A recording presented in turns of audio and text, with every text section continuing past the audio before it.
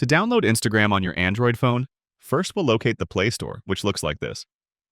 Swipe up to go in your app drawer and find the Play Store from there. This is the marketplace for all the apps on your Android phone. If you're logged into a Google account, you're all set and ready to start downloading. If not, your phone will ask you to log in first. You'll see top charts for popular apps in different categories, which is a great way to discover new apps. If you know what you're looking for, you can always use the Search tab to type and search. I'll search for Instagram, and it shows up on the top of the results.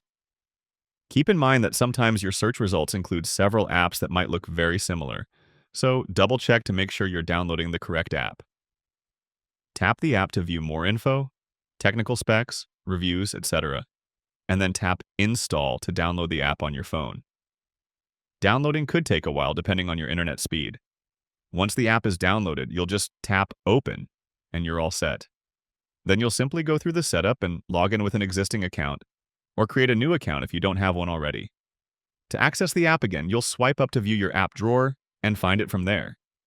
If you'd like, you can tap and hold the app and add it to your home screen.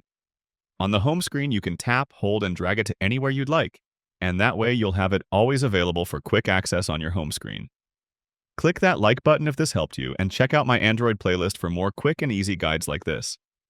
Thanks all, I'll see you in the next one.